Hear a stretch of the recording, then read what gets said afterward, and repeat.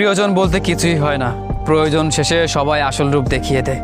কত কাছের মানুষ দেখলাম, কত আপন মানুষ দেখলাম, কত মানুষকে ভালোবাসলাম।